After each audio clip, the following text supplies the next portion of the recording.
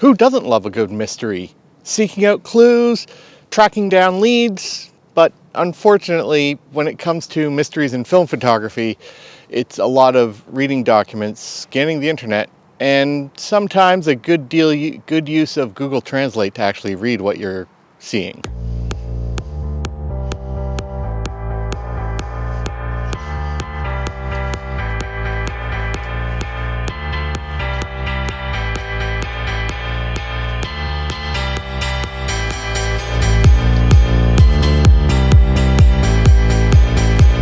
Hey there friends, welcome back to the channel. My name's Alex Lokes, and today I have a little bit of a film photography mystery for you. I ended up getting my hands on a roll of a film called Fomapan F21. Now, if you haven't heard of this film, that's all right.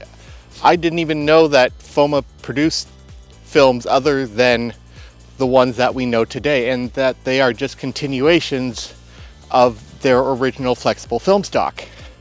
So today we are going to be cracking the code of Fomapan F21, and you're going to come along with me as we do a little bit of research first onto what this film is, how to shoot it, and what I'm going to expect with it, and I will meet you back here in a few.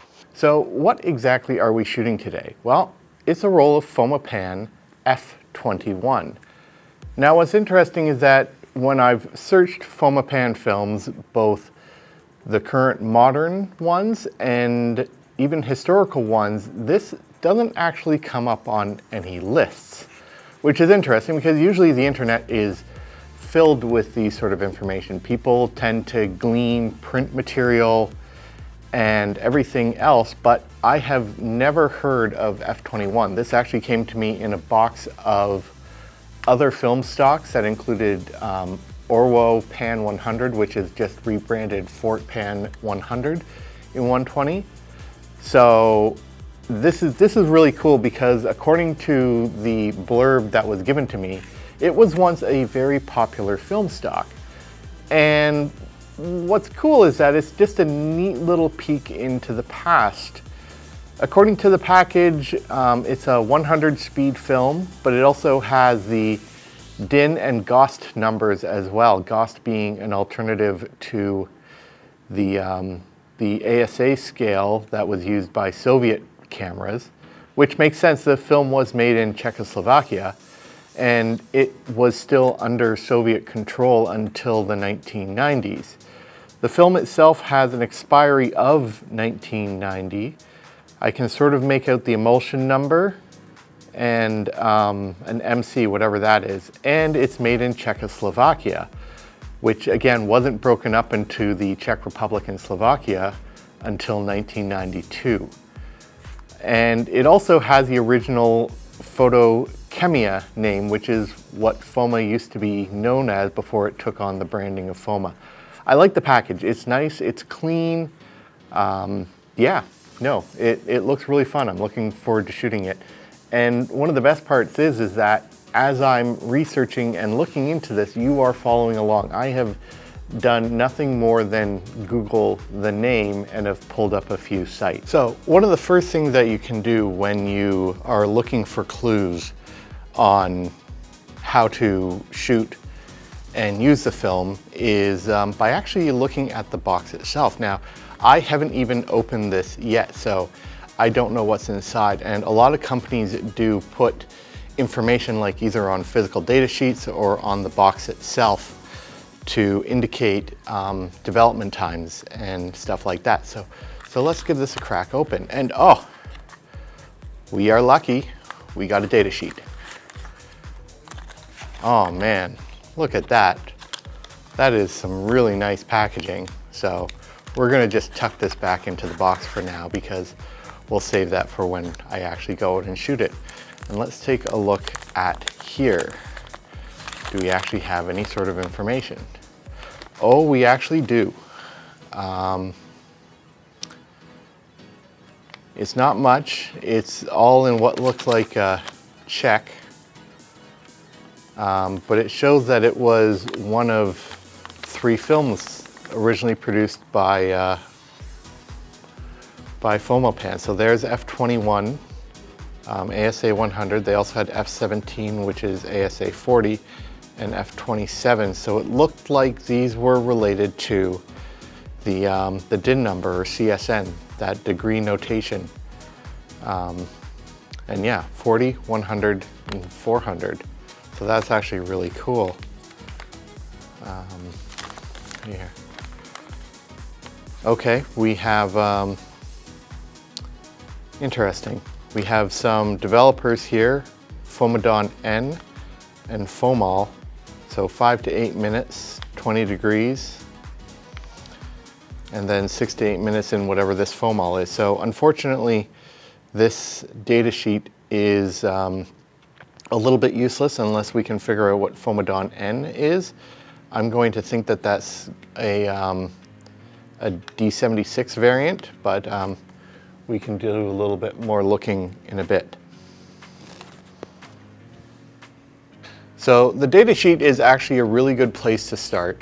So the next excellent spot to start is here on Google, and I just Googled Fomapan F21, and I came across an entry on Lomography and one on Flickr that actually shows that it had that they did a 10.5 minute time here for in Fomapan R09, which is their Rodinal variant, and it gives decent results for, and this was expired in 1986, so that's really not bad. But what I really want to know is what the Fomapan N is. And let's go here, Fomapan N.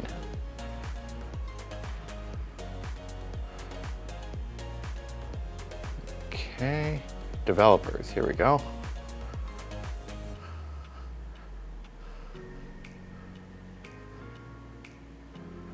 Fomapan P.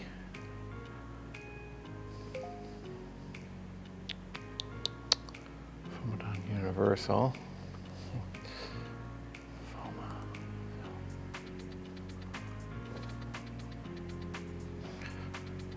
Wikipedia is a bit of a decent spot because it does, developers. Fomapan P is the methyl hydroquinone. Doesn't actually have what Fomapan N is. So that's kind of a dead end. So really all I'm working with right now is a Rodinal time. And I don't really like using Rodinal with expired film. I find it can be a bit difficult, but it is at least a place to start. Yeah.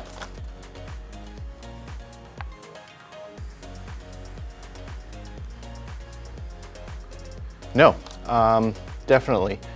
I'm a lot closer to what I want. So yeah, let's just go over what I do know right now. Okay, I'm a lot closer to understanding what this film is and how to shoot it now that I've done a little bit of research and have at least some idea. I know that in a normal developer, it's 6 to 8 minutes, sorry, no.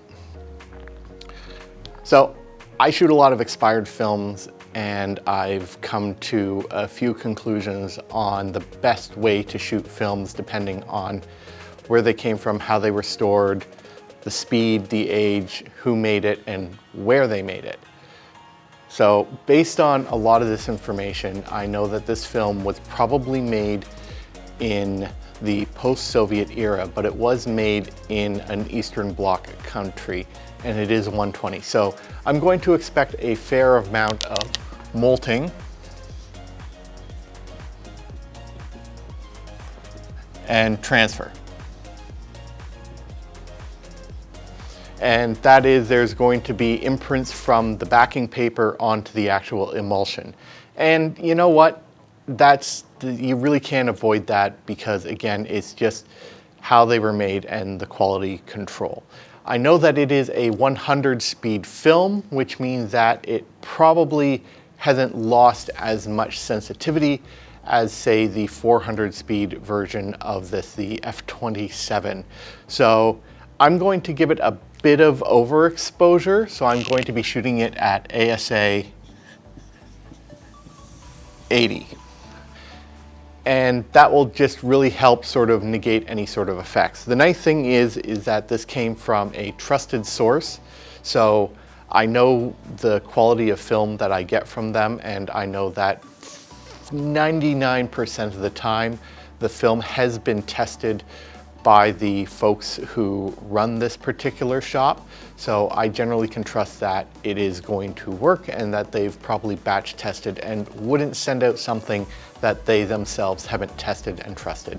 Now, where it was stored before they got it is the big question mark, but I'm going to guess that it isn't bad. And based on some of the results from older film that I saw on Flickr, it's going to give a very interesting look. Now, the real question still is how to develop it.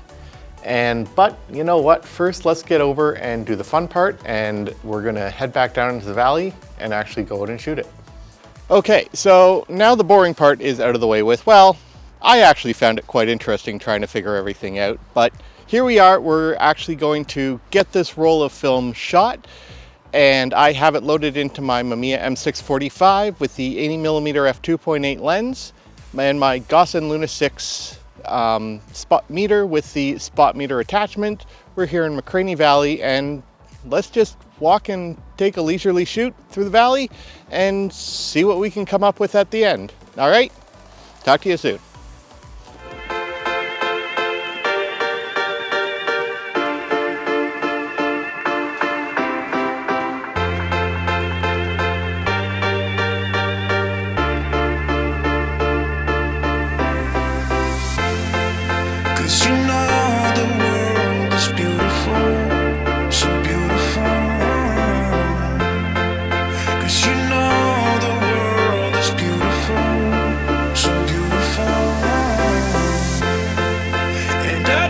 Can't hide how I feel about you. Nothing can take that away. 'Cause you make the world so beautiful, so beautiful.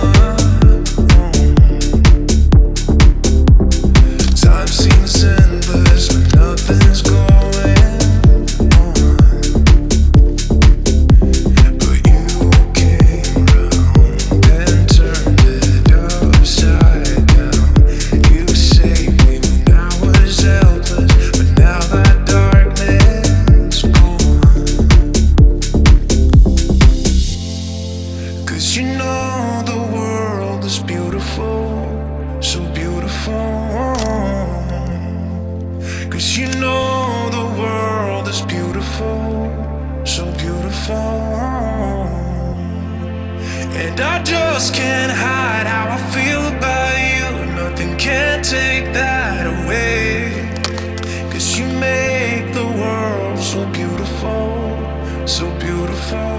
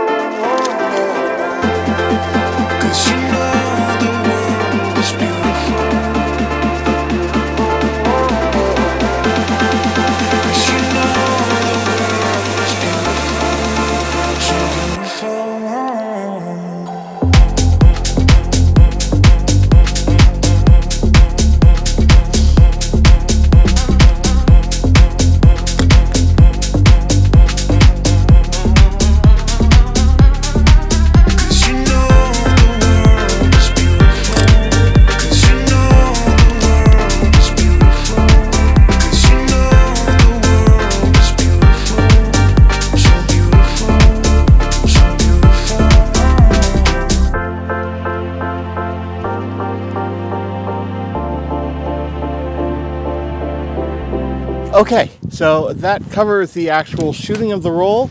let's go back and I will discuss some of the techniques that I would use to develop an unknown roll of film with limited information, and you'll probably get to see the results, if I got any. All right, catch you back here in a few. So one difference with this video compared to other videos talking about my film photography is that I did not actually show the results of the photos that I took while I was down in the valley. And there's a very good reason for that, because I don't actually know if that roll of film actually worked. So I didn't want to actually shoot all these things and then end up with nothing. So before I actually show you any potential images that I get, I want to talk about some ways to figure out how to develop these unknown or limited information film stocks. Again, I do know that you can develop it in Rodinal 1:50 for 10.5 minutes, but I also said that I don't like doing expired film in Rodinal. So there are a few other methods that you can use for developing these unknown rolls of film. And the first one is to go with stand developing. Stand developing, or semi-stand developing as the name implies, uses a dilute developer and then letting it simply soak in the emulsion for a long period of time with agitation at the beginning and agitation about halfway through. And there are 3 chemicals out there that are actually really good to do stand developing in. The first one is our good friend Rodinal. And you use that in either a 1+100 or a 1+200 dilution. These are very highly dilute, and for the 1:100, the rule of thumb is 1 hour, and the 1:200 is 2 hours. So it all depends on how long you have. And with these, it's the initial agitation constant for 1 minute, and then you invert it about halfway through, so at the 30-minute mark for the 1 hour, and you'll probably want to do it a couple times on the 1:200 as well. It just makes sure that the chemistry gets mixed around and as much active stuff is in contact with your emulsion. And in the case of developing 35mm films in stand developing, is to prevent what's called bromide drag. So you'll see streaks from the sprocket holes on your film stock. So the next method to do stand developing or semi-stand developing is using either Kodak HC110 or Ilfotec HC.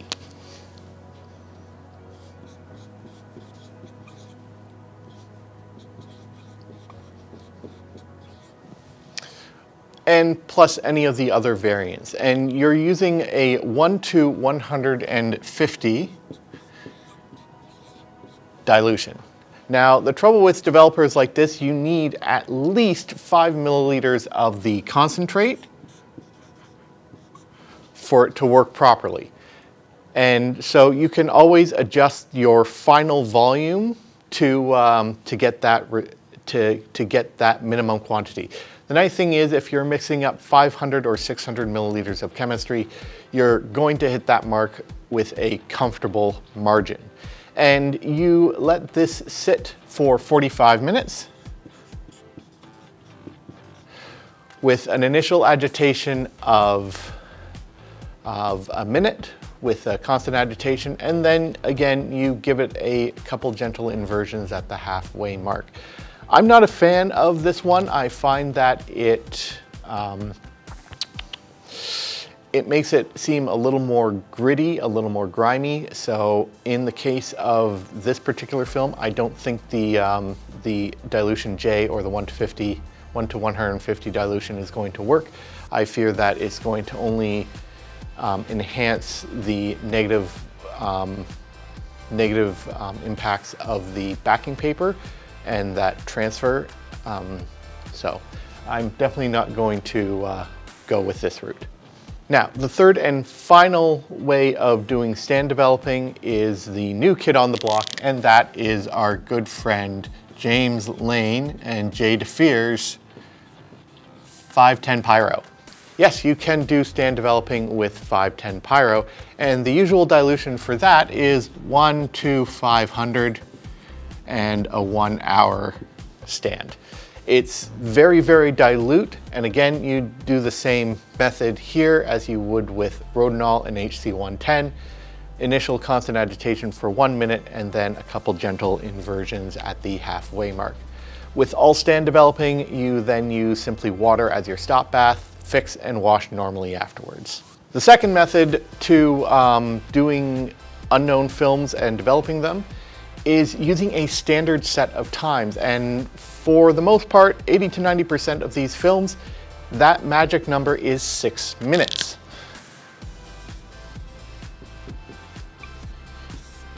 This is a method that I first learned about from my good friend Michael Rosso over at the Film Photography Project. He promotes the fact that you can use D76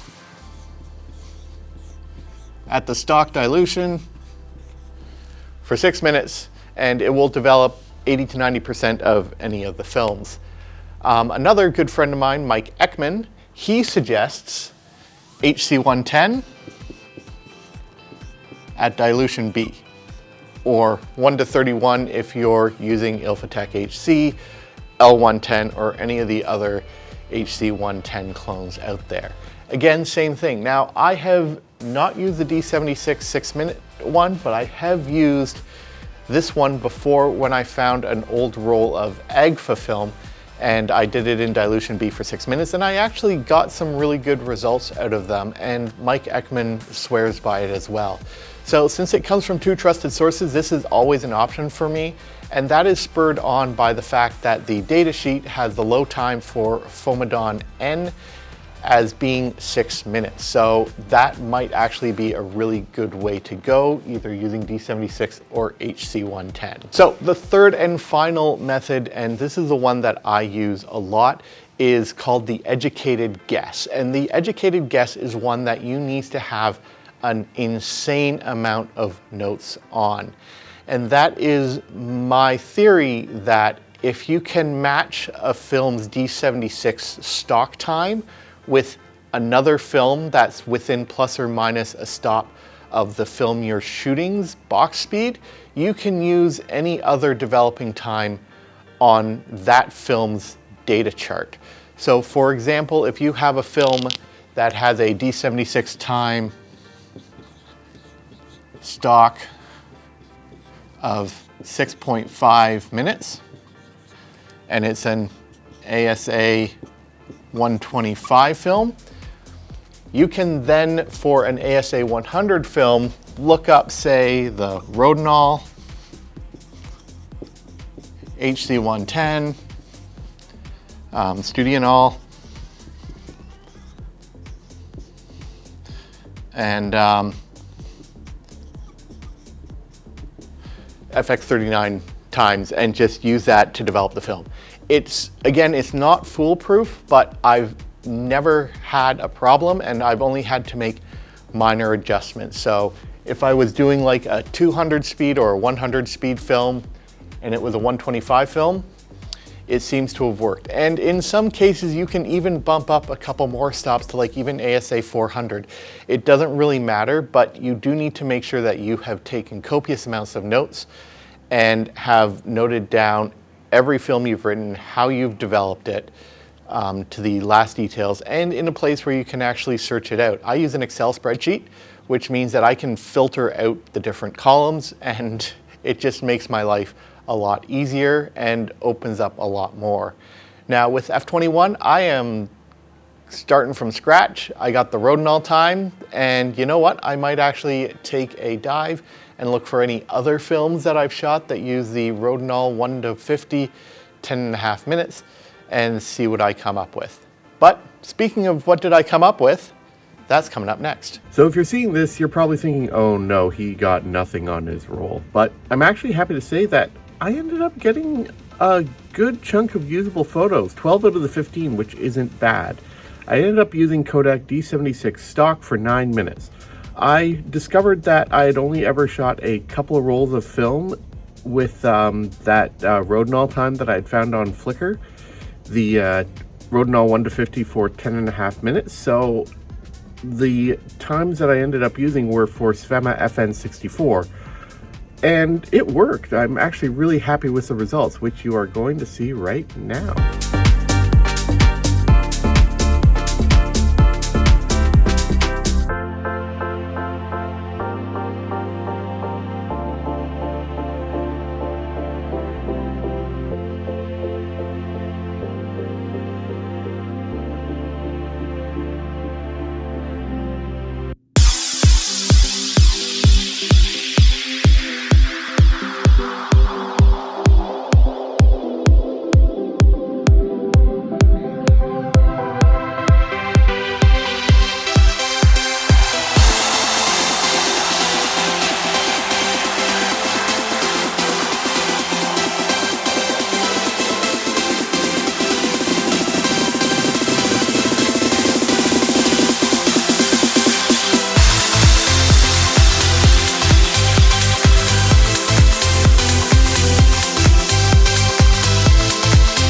Well, that's about it. And that's one of the interesting things about film photography for me, is that even though I know how to get consistent results with my film photography by shooting both known film stocks that I've shot a lot of, along with known good developer combinations, it's always fun to dig into a little bit of a mystery.